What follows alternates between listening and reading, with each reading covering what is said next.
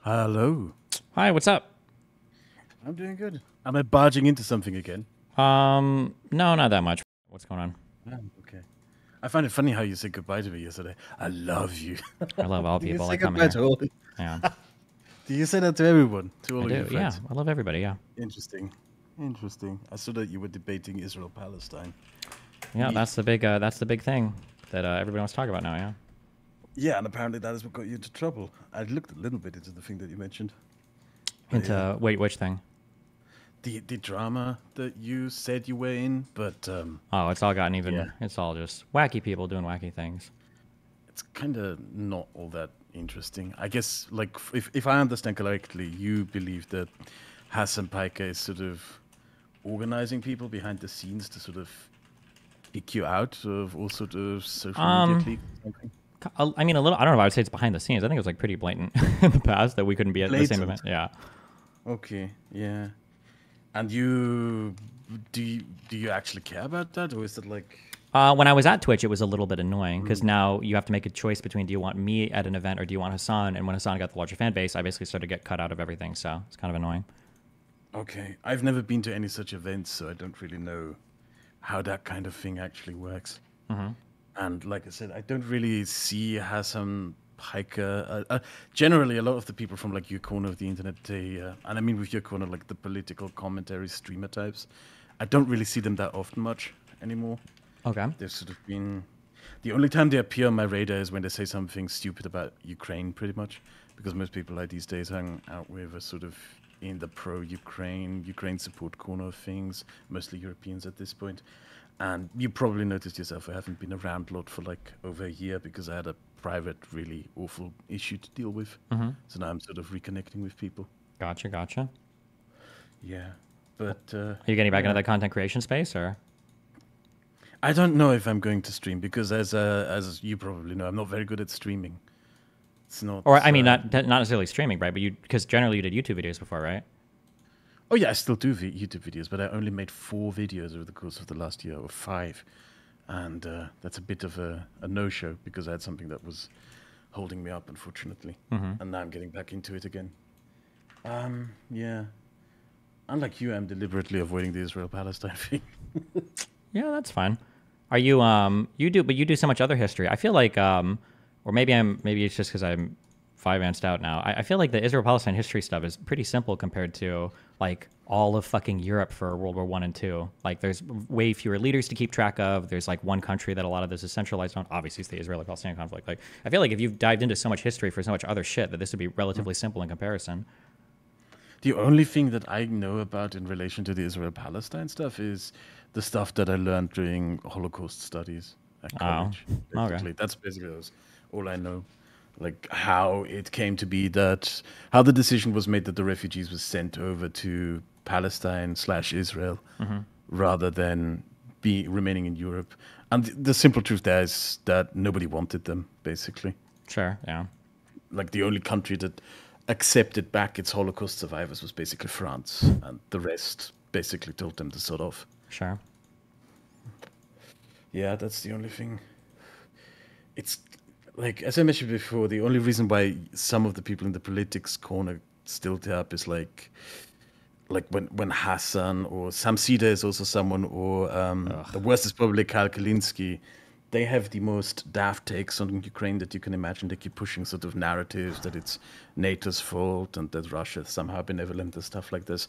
This is sort of the only connection that I still have to that sphere, particularly. Yeah, the progressives are all mind fucked on. There's just absolute intellectual and moral bankruptcy when it comes to their analysis of any of these issues, unfortunately. But Don't you think that this might in part be our fault? And I say us in the sense of like people who find themselves more in the liberal center of things. Because I do have the sense that we do, or have, not necessarily the two of us, but certainly people in our corner of politics, have not done a particularly good job at advocating for liberalism or yeah, I was going liberal to say that. state. That was actually one of my big issues a long time ago. I remember when I would debate online and people were like, why do you even debate like right leaning people? Like, it's not worth it. And I was like, well, I think that people forget that, like, if you ask a person, like, why should women be allowed to vote? Like, it's there's a lot of things we just take for granted, and a lot of people don't have good answers to any of these things. Yeah, and if you don't defend them commonly, then people forget. And then when you got a liberal person that comes up and they're making a lot of like super flashy, cool arguments, like, well, fuck, maybe I shouldn't trust anything from the government, and I should follow one man to a bright and glorious future, and fuck every other thing in the world, and all the money should just go to us, and we shouldn't spend. And it's like, okay, well, no, it doesn't really work that way. No, it's not just women's rights. Not just women's rights. Like freedom of speech. Yeah, I use that as an example. It could be literally anything. Yeah. The fact that we have an independent judiciary. Yeah. Like these things, I believe what happened is that these things have sort of almost become like the air we breathe, right? Yeah, we all when we take it for granted. They're there, and we don't make. And we also haven't made like I think I told you this before, that I studied like Slavic history studies, and I think one thing that coming out of that to me is that in coming after 1989, we did a really bad job educating people about communist tyranny, what the Soviet Union was, what the supposed alternative civilization to Western-style democracy was, and how bad it actually was. We didn't really do a good job in making that part of our general education system. Something that I often think of about as well. Maybe, yeah. I have no idea. I don't have the context, so. But listen, if you say it, I'll take your word for it. Yeah, maybe I'm wrong, though. Who knows? Sure. It's just something that I found that stood out to me. How is the YouTube's politics sphere going, the debate sphere? Still, I assume, left-wing dominated? Yeah, it's Zoomer socialism online, and all of it now is dominated by populism, basically, for all the communities that are interacting with each other. So it's left-wing populism or right-wing populism. For left-leaning people, that takes the form of like tankies or like hardcore progressives, and then on the right, it's like Trump supporters, and that's basically everything. Yeah, if you're a liberal, you're kind of like everybody fucking hates you. I guess it's maybe like pre-World War II Germany. It's a good position to be in. That's how you know you're right. Nah, well, I wouldn't say that, but yeah, it's kind of annoying that. Yeah, the anti-liberal sentiments are like they're exploding on both sides. It's dumb. But it also means that you know who you can talk to, and there's also like there are a couple of people that I can introduce you. God, I find his name. He's Finnish. They have these unpronounceable, awful names. Pekka Finnish name. I should introduce you to him. He's a lib who's recently been doing content that is excellent on like media disinformation and stuff like that. And yeah, if you're a lib on social media, it is easy to find the people with who you are in communion and agreement with. Sure. Yeah. It's just they're not. That center-left community is like not very loud online, and the center-right doesn't exist anymore in the United States. They're basically all Trump worshippers now. So there's a center-right sphere still in, like, I do sometimes encounter people, but they're also very like disillusioned. You know, people who like don't really think they have much of a voice anymore. I know one person who's very center-right. He's basically just a guy who's voting for Biden in this election in the hope that Trump finally kicks the bucket. So it's sort of a defeatist politics. Yeah, who knows what we'll go back to after that, but yeah. Do you believe that he has a chance at winning the election, or do you think? I feel like it's getting worse for him. I don't think that Trump is going to win. I think Biden is going to win pretty handily, but I could be wrong. But that's my feeling. Yeah. Feeling, yeah. Well, you have a better hand on the pulse than I do because I don't live over there. I mean, who knows? I mean, we're all in our bubbles. Everything right? can go wrong. Yeah. Everything can still go wrong. Yeah, there could still be like some huge conflict or something could happen that would change everything. So yeah, who knows? Yeah. Yes. Well, didn't really prepare for anything else to talk to about. Let's jump in here. All right, I'm starting to. I've got like a trip because apparently I'm fucking honorary Jew now. I'm going to Israel and I'm trying to I just want to like interview and talk to a bunch of people. But after I come back from that, I'm starting to get into World War I stuff. So there might be stuff if you want to hop by and chat every now and then. Yeah, well, because I want to learn about World War II, but I feel like I probably should study World War I first. So I picked up a couple books that I want to read, like kind of broad general ones. You mean the things that led up to it, like the diplomacy of it, or I don't know, just like the broad everything. I don't know, the military diplomacy, the ethnic cultural shit. What was the name of the book that we got? I belong to the group of people who actually blame it all on the Germans, so you can. Okay, well, that's one way to do it.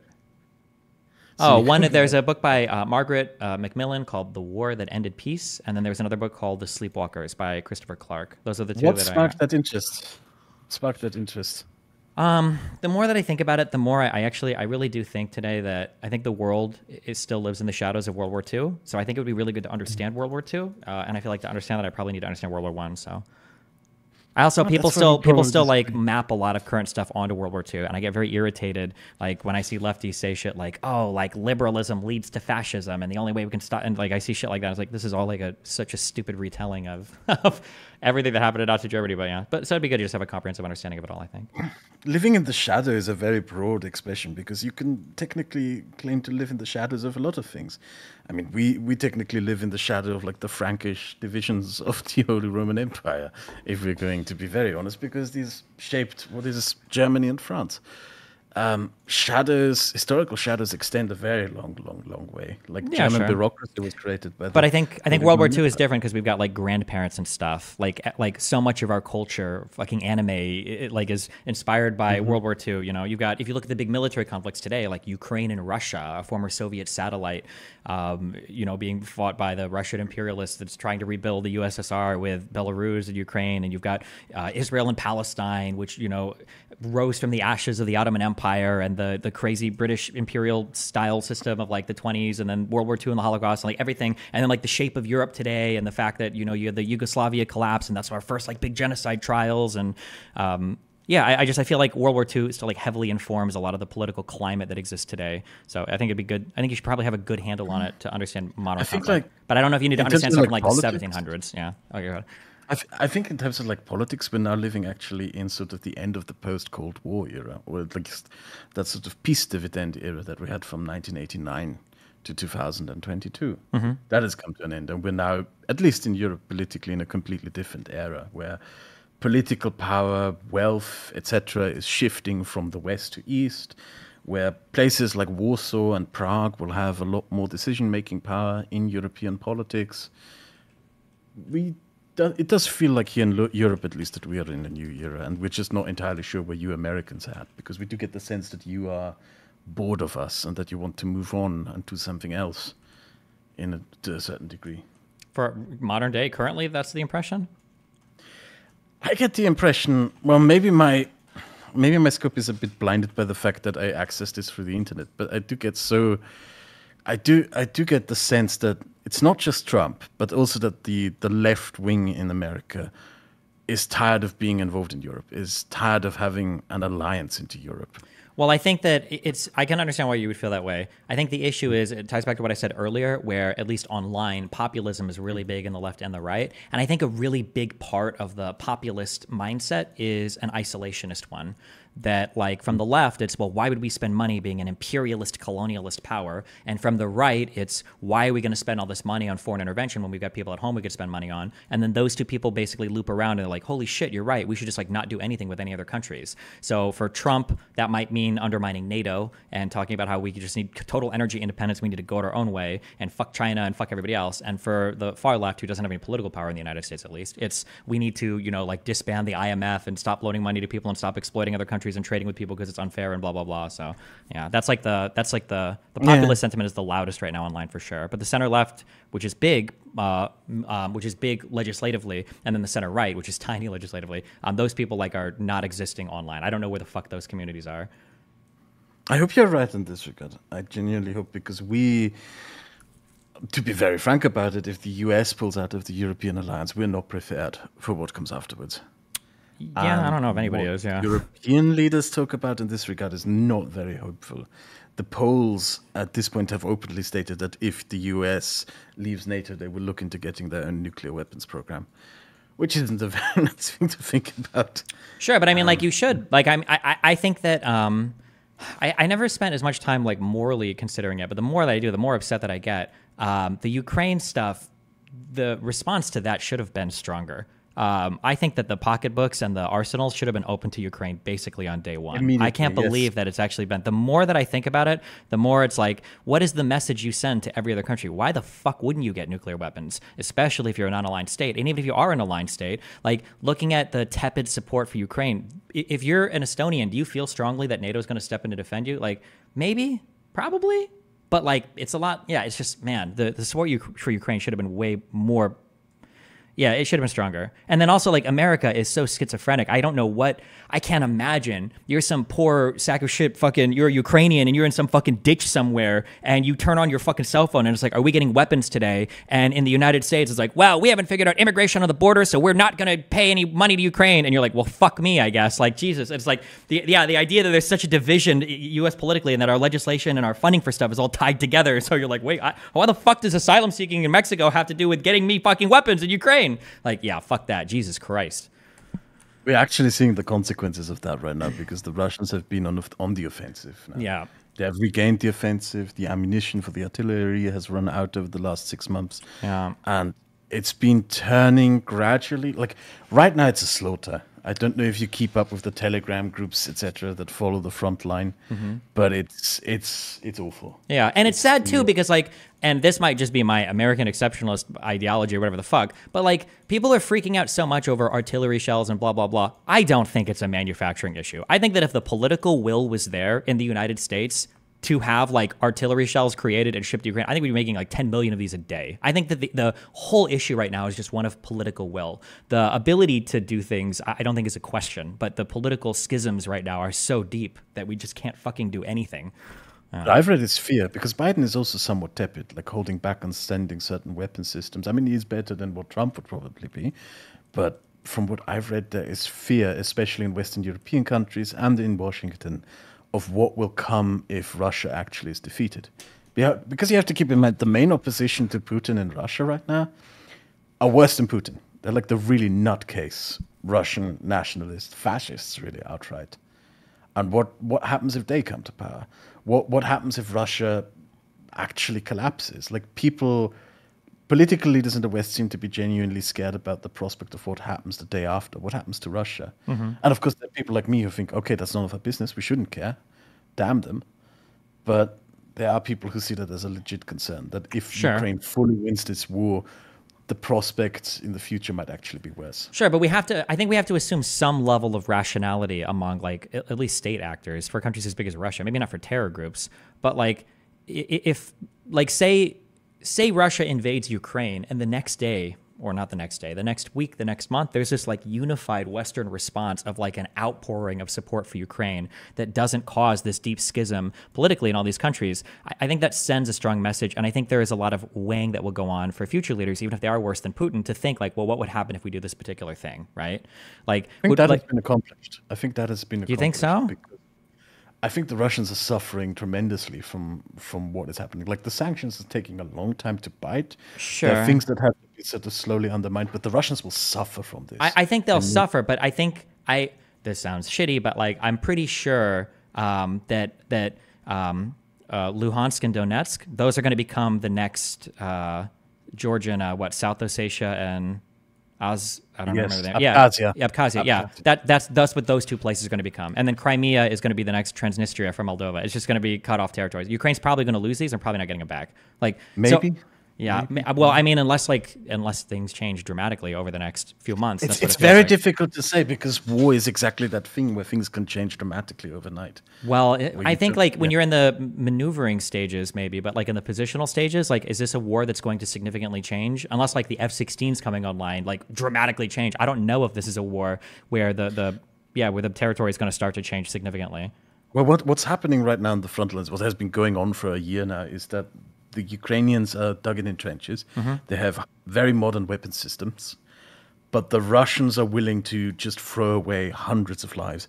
Like when the Hamas attack on Israel happened, Russia took advantage of that to launch some of its first offensives since 2022, and the numbers were incredible. By some estimates, the Russians, throughout the months of October and November, lost up to 3,000 men a day. Sure. Just threw them away in human wave after human wave after human wave. The footage is really gruesome because the Ukrainians film all of it in drones, just getting mowed down with machine guns. And this has now been going on for almost a year now.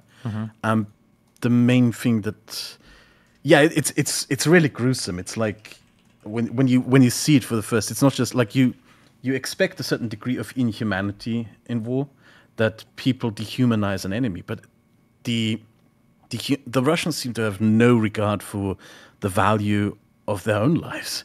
in disregard for the lives of Russians at the rate that they are Maybe. throwing I think them. it's a double-edged sword, though. Like, maybe in terms of how they do their combat operations, they cannot have that regard. But in terms of like actual dead people, I think in Russia, I think they're actually far more sensitive to that than Ukraine is. Like, I think Ukraine is willing to go really far at least from what I've seen of support recently, at least like they're still like willing to go really far down this whole of like, we're going to fucking fight. But for Russians, it's like, well, it's just a special military operation. We're not doing a full mobilization of our population. Like, it ever hit that point, I think that the support for the war in Russia would like flip immediately. I think that Putin has to walk a very fine line between like, well, it's just a special military operation. We're kind of like doing shit over there. And Russia's probably like, yeah, I guess it's kind of a war, but it's not a huge deal. But like if mobilization and shit started to happen, I think Putin's position would be untenable politically. I think. Yeah. We're currently at 150,000 killed Russians by some estimates. 150,000? Yes. Yes. 400,000 Russian casualties in total. That means also maimed and severely injured. And there's some, I think it was Hamish de Breton Gordon who wrote that he believes that the Russians have to lose at least 500,000 soldiers killed, Russians killed, before society actually starts to move.